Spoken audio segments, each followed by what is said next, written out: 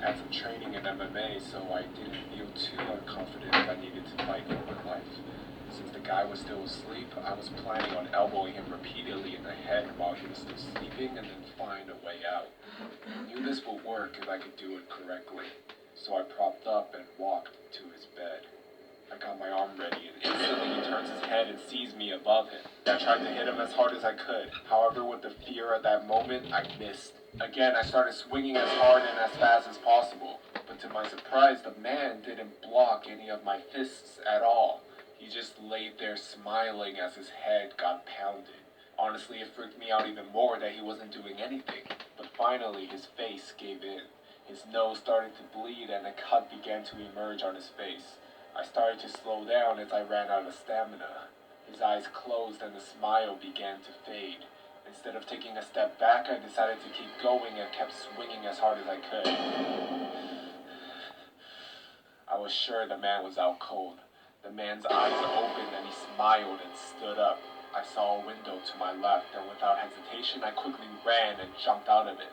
I landed on top of a bin. His apartment was only 2 stories high, so it didn't hurt too much. It turns out it wasn't long after he kidnapped me, as it was still dark. I ran away, and luckily I got back to my home safely. When I got home, I realized there was still blood over my hand. I felt my head, and there was blood from when he hit me as well. As I rang my doorbell, I heard my dad's footsteps, followed by heavy footsteps to my left. The man followed me and was suddenly there coming towards me. My dad opened the door, and I ran straight inside the house and locked it immediately. I explained everything to him. My dad, being the guy he is, swings the door open, fists clenched, with me following. As we went outside and looked around, the man reappeared. I went towards him with brass knuckles on, but my father stopped me and muttered, "Hand."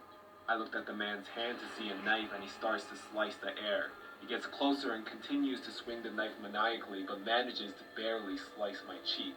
My dad grabs him by the arm and beats him senseless. We then caught the police, and the man was locked up. Ever since that day, I've become an even more cautious of a person.